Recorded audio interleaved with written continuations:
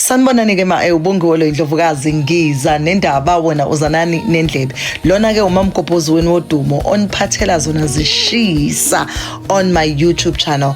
Please don't forget to subscribe, like and comment. Sanibonani-ke ubongiwe Indlovukazi Ngiza nendaba wona uzanani nendlebe. Wema enazo stories ngena manje ebusuku siyaphuthuma. Uthi sizocela ngimxoxele sona. Uthi usenkingeni.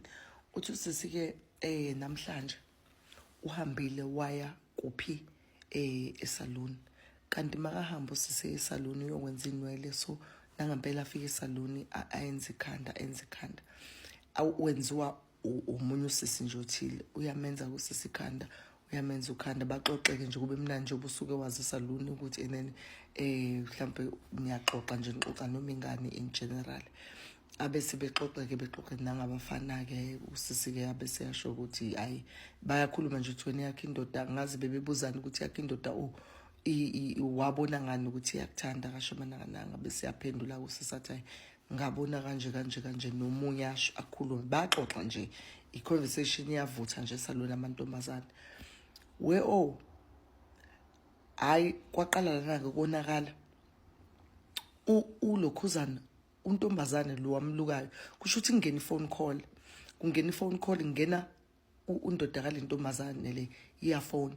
Indodakala intombazane lena iyona lena emenza ikhanda untombazane, iyona emfakela imali, so isiyambuza ukuthi ifuna ukumbuza because bebeplan ukuthi makaqeda ukwenza ikhanda bazohamba baye kwi-date and then into zakhona.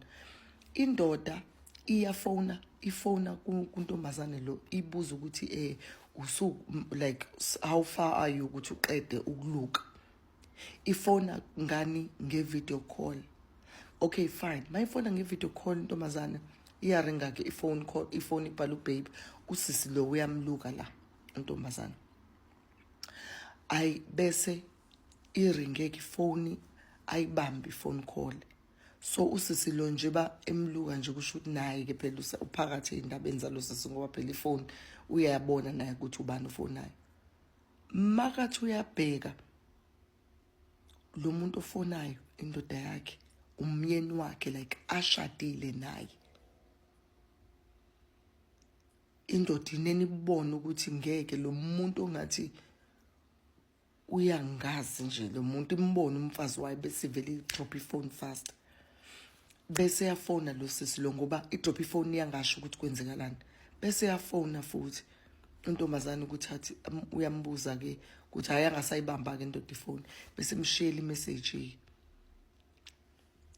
Uthi usisi ngalesikhathi ishiya imessage uyambuza ukuthi hayibo lo muntu okhuluma naye sisi uyazi ukuthi indaba avala ifone.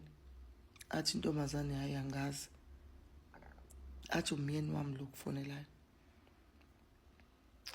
Athi nje umyeni wami lo njengoba wena nje ukuthi uthi boyfriend yakho lo muntu okufonelayo ube umyeni wami lo kufonelayo. Uthi usisi guys, and hayi ukuthi usho kahle, ungacabanga ukuthi usho kahle, usho kabi. Uthi uthe suka lapho utshela wonke lamantombazana la esaluni ukuthi enene guys, nayi le ntombazane lethi nomyeni wami.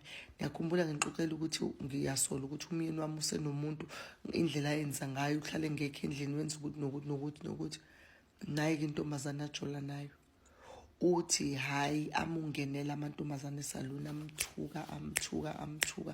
Uthi makamthuka amantombazane ngapha bathi enene mqaqe bese qeda ngisho uqeda bathi mqaqe inwele. Usisi bangibambile angisakwazi.